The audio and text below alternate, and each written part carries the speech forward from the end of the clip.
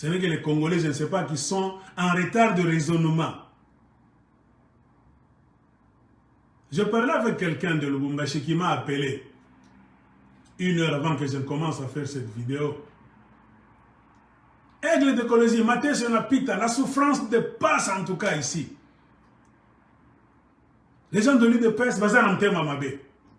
Tout est en train de se détruire, de se désintégrer. Rien ne marche, Aigle. Rien. Ces gens n'ont pas de cœur. Mais malgré qu'il y a cela, ces gens continuent à supporter Félix Tshilombo parce qu'il est de chez eux, me disait l'homme. Je l'ai écouté. Ce n'est pas la première fois que je parle à cet homme-là. Si c'est peu, ça peut être la 7e fois. Il m'a raconté tout ce qui ne va pas au Congo. Tout ce que nous connaissons, tous vous et nous. Quand il a fini, je lui ai dit, moi je n'ai rien à dire. Bolinga te, bokotelema. Rien que le jour où vous allez vous lever. Nous, quand nous faisons des vidéos, c'est pour que vous puissiez vous lever, marcher et vous défendre vous-même. Parce que même dans la Bible, Jésus avait dit à un moment donné à quelqu'un, lève-toi et marche. Vous écoutez très bien le langage biblique. Moi, je connais beaucoup de langages spirituels. Je peux vous parler le langage bouddhiste, le langage shintoïste. Quand je m'adresse à vous, je suis comme l'apôtre Paul. C'est-à-dire, devant un grec, je vais utiliser le style grec. Devant un juif, je vais utiliser le style juif, comme disait l'apôtre Paul. Quand je parle au Congolais, je sais que leur spiritualité commence et s'arrête avec la Bible. Eux comprennent le langage de la Bible plus que les autres langages. Il y a beaucoup d'exemples dans la Bible qui prouvent que tu ne peux pas prier, jeûner et dormir. Et donc, c'est que les Anglais disent to expect, compter voir quelque chose, jamais.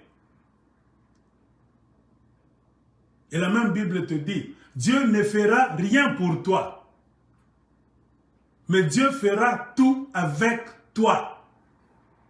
C'est-à-dire quoi? Nous sommes les associés de Dieu. Dieu n'est pas notre domestique. Je sens comme l'onction est en train de descendre sur ma tête. Je vais prophétiser beaucoup. Je sens que je vais mélanger la prophétie à la politique. Je vais beaucoup entrer dans la Bible. Dieu ne fera rien pour vous, peuple congolais. Je vous prêche maintenant. Mais Dieu fera tout avec vous. Si dans la Bible, le peuple juif s'est battu pour avoir ce qu'il voulait, comment vous ne voulez pas vous battre? Pourquoi vous les Congolais, vous ne voulez même pas vous lever? Levez-vous. C'est votre pays. Il n'y a pas d'autre solution. Qu'on ne vous trompe pas. Oh, vous prêchez la haine. Nous voulons le calme. Faux. Les gens de l'UDP sont des escrocs numéro 1.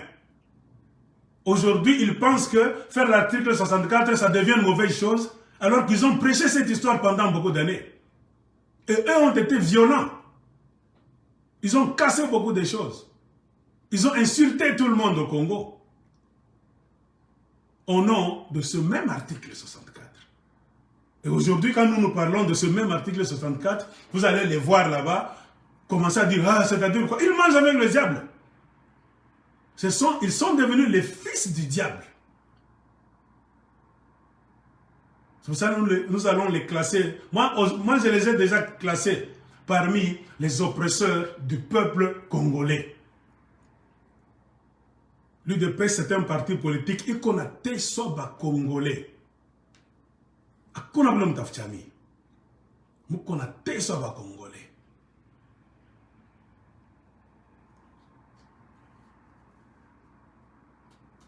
Il n'y a pas d'autre issue. Je peux parler de David. David savait qu'il allait devenir roi. Comme nous les Congolais, nous savons que ce pays-là sera libéré. Mais entre la libération de ce pays-là et nous, il y a quelque chose que nous devons faire d'abord. De la même manière que David de la Bible, on l'a prophétisé. Le prophète est allé dans la famille de Jessé, il a dit, oh, les grands, non, il n'y a pas un petit, le jeune là. Il y a un jeune qui est en train de paître les troupeaux là-bas, amenez-le. Il est entré comme ça, le prophète Samuel a dit, voici l'homme, selon mon cœur. Mais regardez maintenant, entre cette prophétie et la royauté de David, il s'est écoulé combien d'années? Est-ce que c'était facile pour David de devenir roi? Non. Le combat a commencé. C'est comme pour vous dire, vous les Congolais, nous savons que nous serons bien. Mais entre notre bien et aujourd'hui, au milieu, il faut qu'il y ait un combat. Comme David, nous devons nous lever. Nous devons nous lever et nous battre. Je vous renvoie à la Bible. Parce que vous semblez nous prêcher, nous, que vous connaissez la Bible vous-même. Nous connaissons ce livre-là, nous tous. Allez dans 2 Samuel, lisez l'histoire de David. Entre la prophétie, David savait déjà qu'il allait être le prochain roi d'Israël. David n'est pas allé se coucher, comme vous les Congolais. Le prophète a dit que vous allez délivrer, c'est-à-dire vous dormez. Non. David n'est pas allé maintenant au lit pour dormir, tout en disant que le Dieu d'Israël c'est mon Dieu. Nous savons la vérité, nous sommes les Juifs. Je serai roi, je vais maintenant dormir. Non. Les difficultés ont maintenant commencé. Parce que Dieu a une façon d'opérer. Il ne fera rien pour vous. Mais il fera tout avec vous. C'est pour cela que ce même Dieu l'a dit. Commencez, levez-vous, faites le premier pas. Et voyez si je vais vous abandonner. Moïse aussi murmurait, avait peur, ne savait que faire. Il a fallu qu'on lui demande, par la voix divine, qu'est-ce que tu as dans la main? Achète ce petit bâton, jette ça par terre. Vous savez la suite. C'est-à-dire quoi? Ce que tu as, combat avec ça. Peuple congolais, si tu as les mains, combat avec les mains. Si vous avez des cailloux, prenez les cailloux à Lubumbashi, Kolwezi, Kipushi, partout. Goma, Sud Kivu, Kisangani, partout, prenez des cailloux. Et moi, je peux même vous recommander. Vous avez oublié la tradition qu'on avait quand on était des petits. Fabriquez des lance-pierres. Là où vous êtes, peuple congolais, les garçons d'aujourd'hui, parce que vous êtes tous sur les téléphones, fabriquez des lance-pierres. Qu'on appelle Mumpanda à Lubumbashi. Moi, je fais Mumpanda déjà. Moi, je sens l'onction qui me dit que le Congo va être libéré avec cette formule, la formule du combat. À la manière de David. C'est la même Bible. Moi, je prêche la Bible. Si tu nies ce que je te dis, donc tu es fils de Satan. Parce que ce que je dis, ça se trouve dans la Bible. David n'était pas allé se coucher parce que le prophète de Dieu a dit, voici l'homme selon mon cœur. Les difficultés ont commencé. Vous savez combien de fois le roi Saül cherchait maintenant à le tuer. Je ne vais pas y aller par les détails, car je connais parfaitement cette histoire aussi. David a rencontré beaucoup de gens. En mission de quoi? De cache-cache. Sa vie était en danger. Il allait maintenant se cacher pour que le roi Saül ne puisse pas mettre sa main sur lui. David a commencé à fuir. Toi aujourd'hui Congolais, on te dit Congo est à quoi calibre? Le Congo là, nous allons le libérer. Mais vous voyez Chilombo faire entrer encore les Rwandais, les Ougandais. À un moment donné, vous allez dire, ah, comment le prophète là, vous continuez toujours à nous dire que le Congo sera libre, mais Chilombo fait entrer toujours ces histoires-là. Chilombo, c'est comme Saül. C'est le roi mauvais. Le roi de la mauvaise foi. Et de la même manière que Saül a fini dans la Bible, c'est de la même manière que ce Chilombo-là va finir. Moi, je vous prophétise. Prenez ça, c'est la parole de Dieu. Vous êtes la génération de David. Dieu sait que vous deviendrez de quelqu'un. ce pays-là va changer, vous serez bien. Dieu va vous donner beaucoup de choses. La manne va tomber sur ce Congo-là. Et c'est parce que la bénédiction est tellement grande pour les Congolais que le diable ne veut pas vous laisser aller prendre votre bénédiction. Je dis bien aller prendre. Je ne dis pas dormir maintenant. Non, si on vous prêche de prier, dormir, c'est faux. C'est un faux pasteur. Levez-vous, Congolais. Votre bénédiction. C'est pourquoi les Rwandais jouent avec vos bénédictions. Les Ougandais jouent avec vos bénédictions. C'est parce que vous êtes endormis. Vous croyez que vous serez bien, mais en dormant. Non, levez-vous, battez-vous pour ce Congo.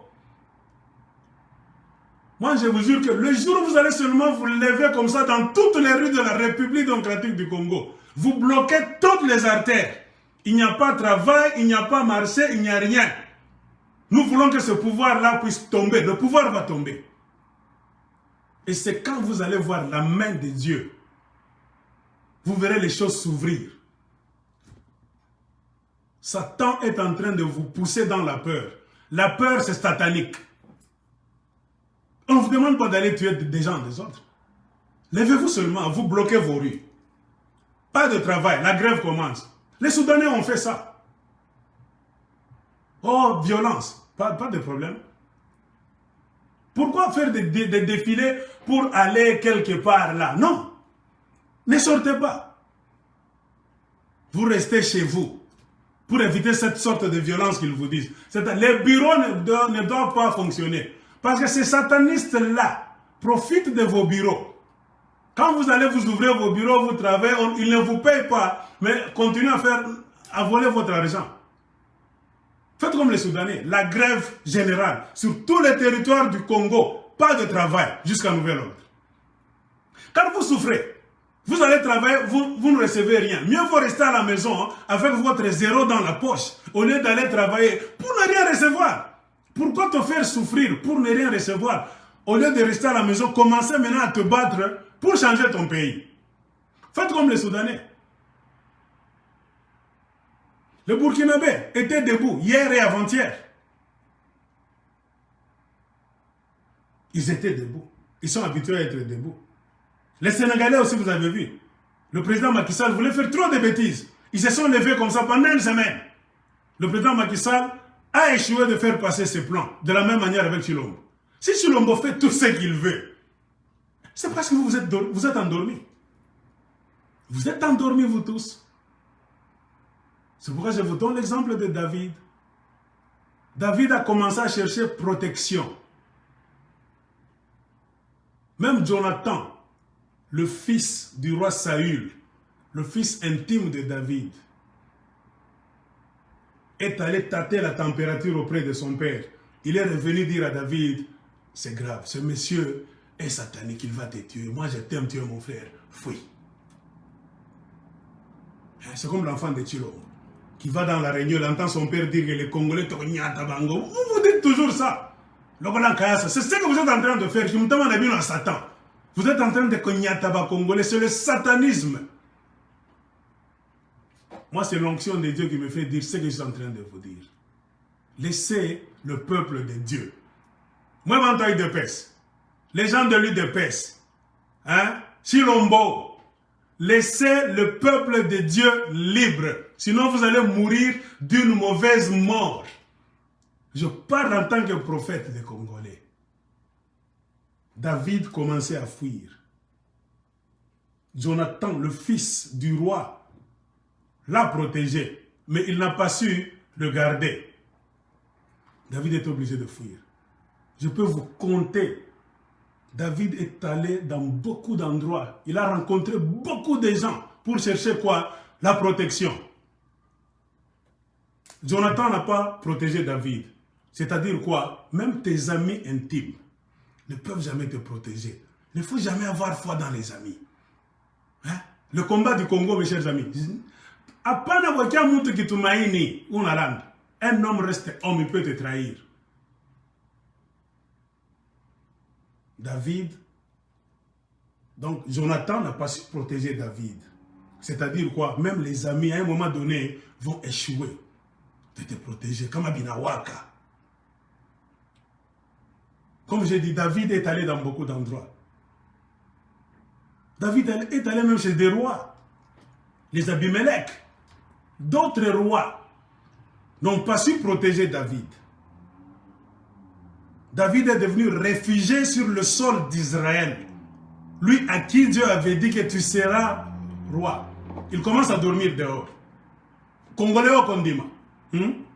Vous les biblistes, je pose la question. On te dit que tu seras roi. Le Congo sera livré, délivré et nous serons bien. Du lait et du miel vont couler dans ce pays-là. David aussi. On lui avait dit qu'il sera roi. Les amis n'ont pas su le protéger, symbolisé par Jonathan. Les rois d'Abimelech, même les hommes gradés là-bas, même avec nous les Congolais, il ne faut pas avoir confiance. Ministre Alobi, ils ne vont rien, ils ne vont pas protéger. David est allé partout. Il est allé dans beaucoup d'endroits. Prenez la Bible. Il est allé dans 5, 6, bien 7 endroits. Tout le monde fouillait. Ceux qui le voyaient disaient, non, si le roi Saül sait que tu es ici, je serai dans des problèmes. David avait fui. Les prêtres n'ont pas su le protéger. Les amis n'ont pas su le protéger. D'autres rois n'ont pas su le protéger. Il était affamé. Il est entré même dans un temple là. Il a mangé du pain sacrifié pour Dieu. On ne touche pas à ce pain-là. C'était le pain divin. Aucun homme ne devait toucher, mais David a mangé ce pain en tant que réfugié. Réfugié sur sa propre terre. De la même manière avec les Congolais, ils sont réfugiés sur leur propre sol. David a bouffé ce pain, il a fui. Et chaque fois qu'il voulait dormir ici, il passe une nuit. Le jour suivant, Saül avait déjà envoyé des gens. La nerf de Saül le traquait partout. Jusqu'à ce que David est allé où? Dans une grotte. Il est allé à une montagne là-bas.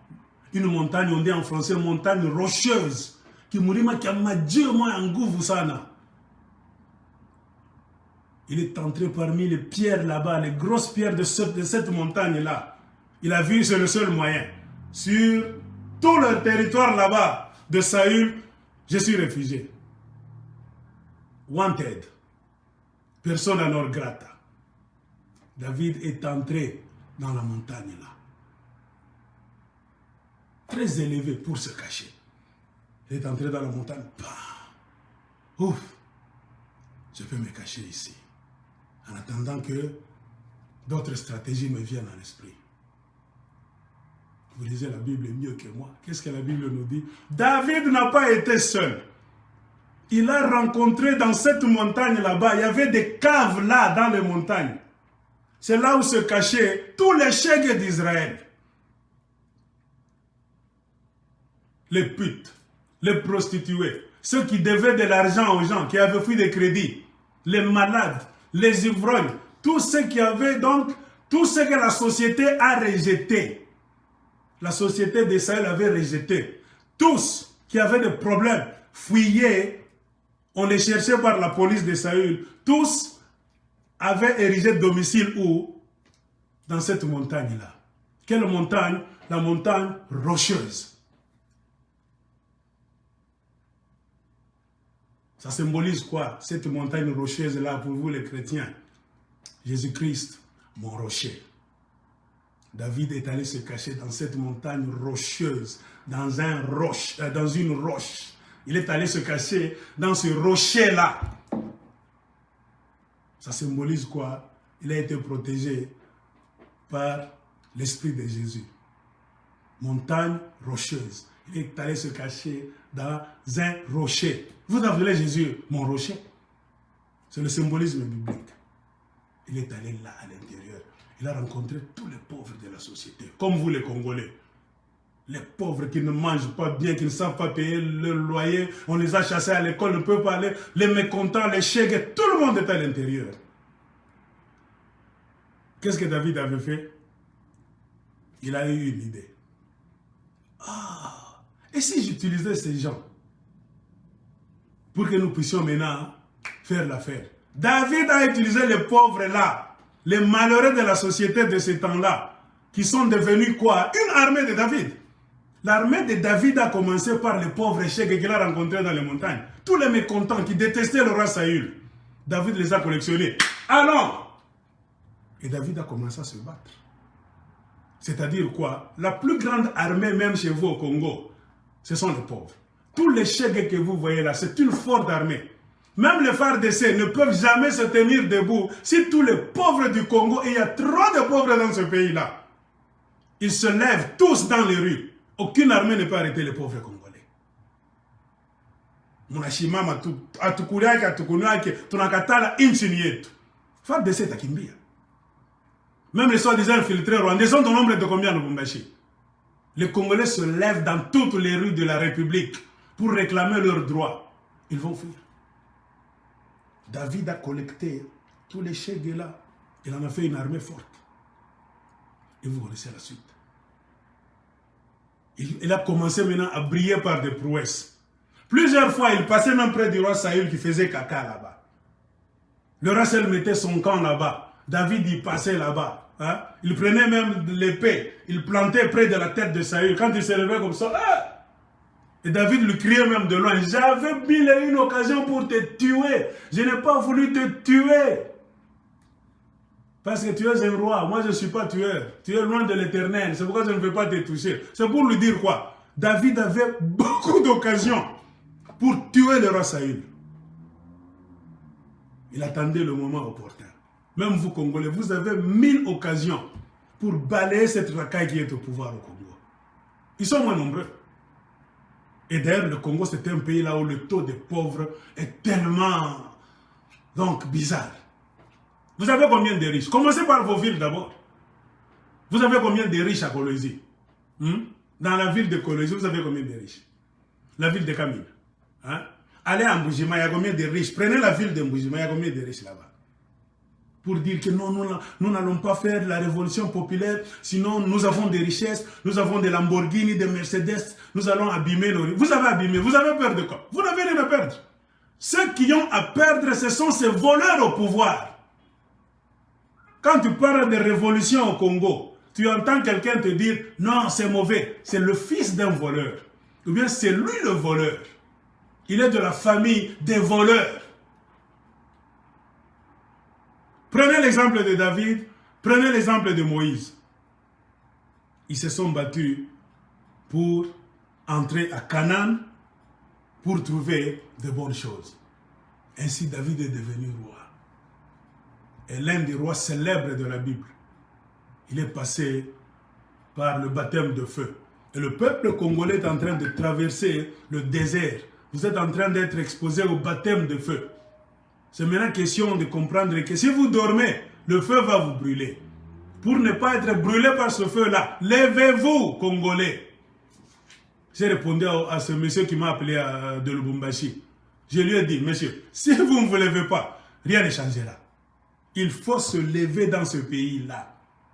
Un homme de Dieu qui veut le bien, le pays vous appartient. On ne négocie pas. Celui qui veut vous voir rester là, mourir de faim, c'est le fils de Satan. C'est là où vous allez voir, ah, mtoto wa shetani. Comment on va congolais va se la mouille? 35 fois pas comme ça là. Ah, bon, tellement pas nini. Et ça violence, non? Parce que vous mangez. Vous n'avez rien, vous n'avez pas d'eau, d'électricité, vous n'avez rien. C'est-à-dire, s'il y a révolution aujourd'hui, vous n'allez rien perdre. Ceux qui vont perdre, ce sont vos politiciens voleurs. C'est ça que je voulais vous dire. Chers frères et sœurs congolais. Et aujourd'hui, on nous dit qu'il y a eu beaucoup de morts encore à Drodro, dans le même coin de l'Ituri. Et l'état de siège a toujours été là. L'état de siège est là. Alors la question que nous devons nous poser, que font ces militaires-là? Que font les militaires de Chilombo dans l'Ituri et au Nord Kivu? On tue tous les jours. Mais des gouverneurs militaires là, qu'on prend même sur les typos là-bas, comme les typotypes, comme les Belges. Si vous parlez aux gens d'Ituri, du Nord Kivu, Sud Kivu même, qu'est-ce qu'ils vont vous dire? Ces messieurs-là se tapent de l'argent. Ils sont plus dans les affaires de l'or que dans la sécurité du pays. Ces soi-disant gouverneurs militaires de Tshilombo sont tous dans les affaires. Ils trafiquent l'or. En Ituri, il y a beaucoup d'or. Museveni est revenu, c'est pour prendre de l'or d'abord. Exploiter d'autres minéraux et d'autres richesses par après. Plus de 20 morts. Rien que la nuit d'hier. Et quand on fait le total, selon les ONG, depuis le début de l'année, cette année 2021, plus de 1200 morts dans ce coin-là. Et l'armée congolaise est là. Vous avez une armée. Vous êtes au pouvoir, entre guillemets. Vous mettez votre budget en place de 3%, pendant que vous savez très bien que le pays est en guerre. C'est la première fois que moi, je vois dans un pays en guerre, il y a un gouvernement qui se met là pour faire le budget, il donne 3% à l'armée d'un pays qui est en guerre. C'est bizarre. Quand on vous dit que ce pays-là, dans ce pays-là, vous avez des dirigeants les moins intelligents de la planète Terre. Vous allez dire qu'on les insulte. Les Biwelewele. Les gens qui vous dirigent là sont des Biwelewele, Bazoba. Il n'y a pas d'autre mot. Et pendant ce temps, qu'est-ce qu'ils font? Ils volent des millions. En commençant par la présidence. Tous les rapports du monde nous disent que l'institution la plus corrompue de la RDC, c'est la présidence. Je ne sais pas si je mens. La mafia commence à la présidence. Et les mafiosi se rencontrent pour prétendre chercher des solutions pour vous. Vous attendrez longtemps. Ces gens-là sont là pour voler.